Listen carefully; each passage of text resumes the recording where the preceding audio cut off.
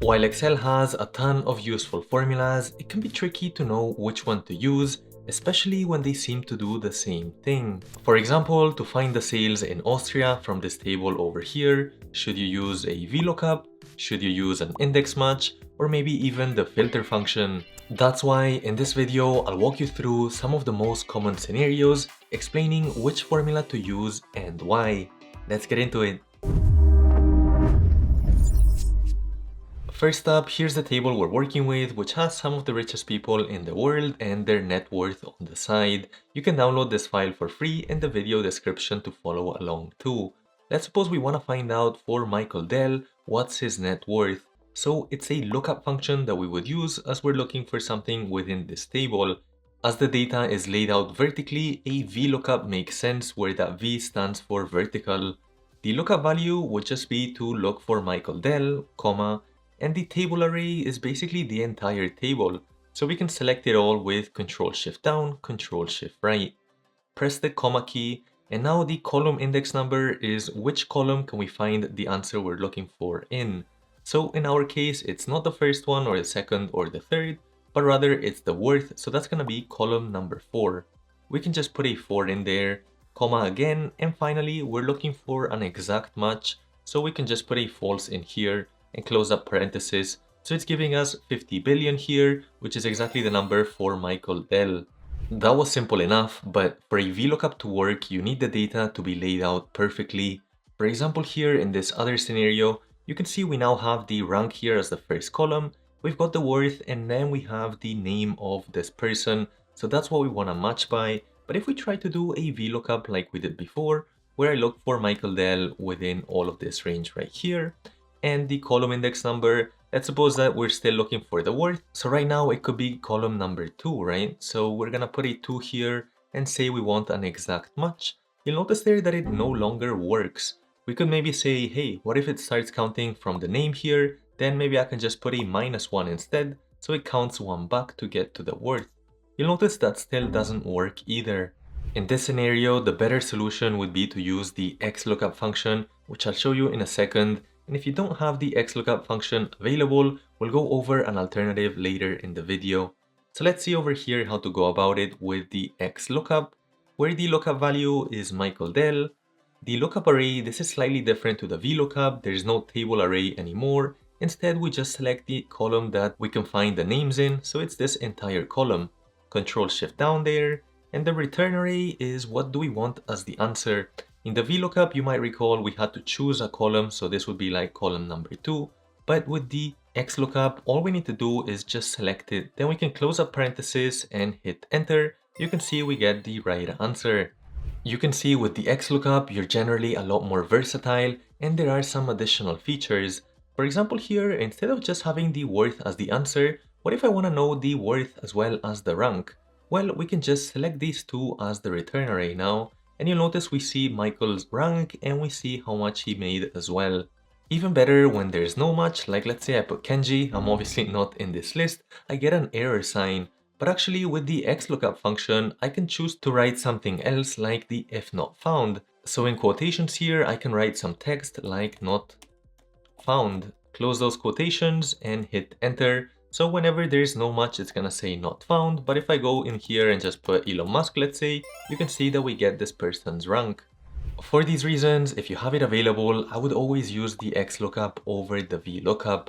That said, if you don't have an XLOOKUP available in your Excel version, there is an alternative called index match. So let's take a look at it over here. We have the same scenario, and now we're just gonna type equals index, hit the tab key here, and the array is basically where is the answer that you would want.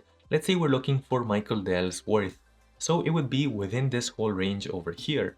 Comma, and the row number, this is where we put the match function. Index match is actually not a single function, but it's a combination of the index and the match. Now the lookup value, this is kind of like before, we're looking for Michael Dell, and we can find him within this range of names. Comma, and we want to have an exact match. We'll close up parenthesis and now close it again for the index. Hit enter here and you can see we get the right answer. One common error I see a lot with the index match function is not selecting the right ranges. So for instance, if I just make one slightly longer than the other, just by adding the title there and not adding it on this side, you'll notice that I'm just gonna get the wrong answer, which is very deceiving. So make sure whatever you do, you have the exact same length. So if I extend this one to the title 2, you'll notice that we still get the right answer. So it always has to be consistent. Between the index match and the XLOOKUP, when there's only one criterion like this scenario where we're only looking for Michael, I would recommend using the XLOOKUP as it's just much simpler, but when there's multiple criteria, which we'll look at next, that's when the index match thrives.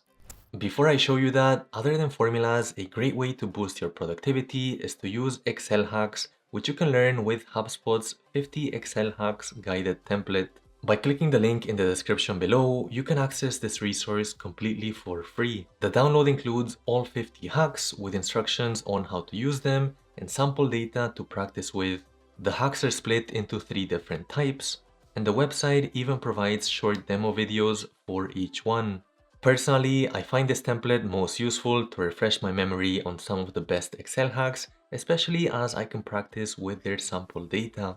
So I recommend visiting the link in the description below to download this 50 Excel hacks guided template from HubSpot to level up your Excel game, and thanks to them for sponsoring this video. Next up, let me show you what I mean by an index match with multiple criteria. Over here we have a slightly different table where we've got the countries on one side and we've got the months on the other. So we want to find out in the country of Spain in the month of June, what are the sales? For that, you might think of using something like an XLOOKUP, and it can definitely work, but it has some flaws. You'll see now in a second. The lookup value is, let's say we're looking for Spain, and we can find Spain within this whole country area. Press the comma key here, and the return array, we're looking for the month of June, so we can just select the whole June area from here. We'll close the parenthesis and you'll notice we get the right answer.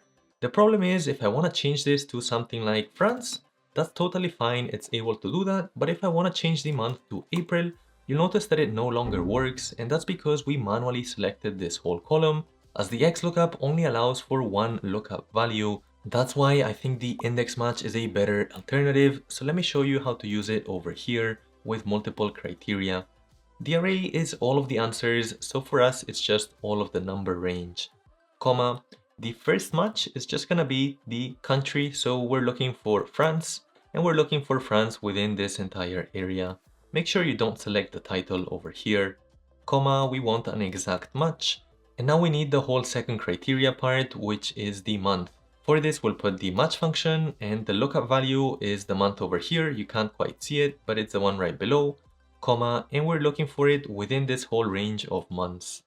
Put a comma here and choose an exact match, and we'll close the 2 parentheses.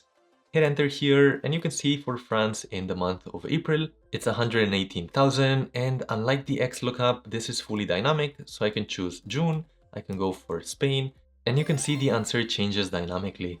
The functions we've seen so far work well with a single criterion or with multiple criterion. The problem is, what if you have multiple matching answers? For example, over here, if we want to filter by the retail industry, then using a VLOOKUP, an XLOOKUP, or even an index match is only going to give you the first match, which let's say would be this one. It's not really going to give you any of the other people in retail, which are also relevant. That's where the filter function comes handy, so let's take a look at how it works. All we need to do is type equals filter, and it's surprisingly simple.